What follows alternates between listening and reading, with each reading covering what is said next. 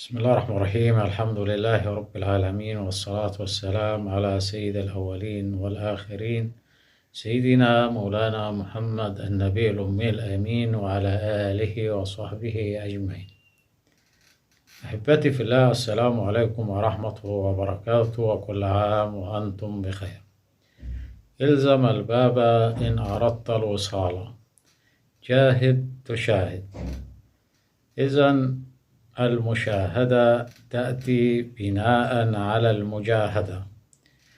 المجاهدة وهي أن تجاهد في الطاعة، أن تجاهد في الذكر، أن تجاهد في الصلاة على النبي، أن تجاهد في قيام الليل، أن تجاهد في ذكر الله.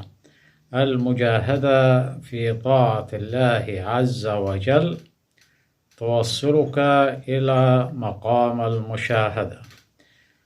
مقام المشاهدة مبني على مقام المجاهدة، جاهد تشاهد، ولكن ليس كل ما يرى يقال.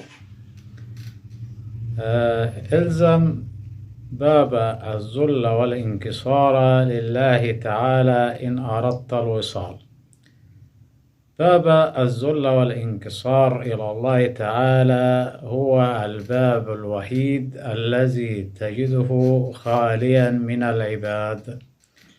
لذلك قال ساداتنا الصالحون والعارفون بالله تعالى: دخلنا جميع الأبواب فوجدناها مملوءة إلا بابا واحدا دخلنا منه، فهو باب الذل والانكسار لله عز وجل. وفعلا هو الباب الوحيد الذي تجده مفتوحا وتدخل منه إلى حضرة الله عز وجل، باب الذل والانكسار إليه تعالى. فالزم طرق الباب إن أردت الوصال. من داوم على قرع الباب يكاد الباب أن يفتح له. التزم واطرق أبواب الله تعالى ولا تستصغر شيئا، لعل هذا الشيء الصغير الذي فعلته لوجه الله تعالى هو الذي يدخلك إلى باب حضرته تعالى. فمن أراد الوصول فعليه بالمجاهدة، وأيضا اعتياد طرق باب الله عز وجل، وأيضا أن يتذلل وينكسر لحضرته تعالى إن أراد الوصول إلى حضرته تعالى.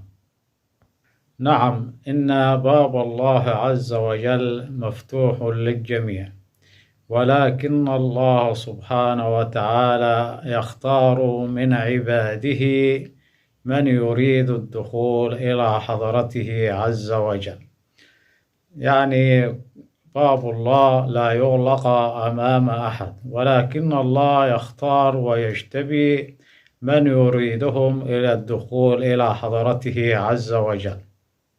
فداوموا على المجاهدة، وداوموا على الطاعة، وداوموا على الثبات على دين الله وأداء حقه وأداء حقوق العباد، واعتادوا طرق باب الله تعالى حتى يفتح لكم، وادخلوا إليه إلى حضرته من باب الذل والانكسار. هذا وبالله التوفيق، وانتظرونا إن شاء الله تعالى في فيديوهات قادمة. تحياتي لكم، والسلام عليكم ورحمة الله وبركاته.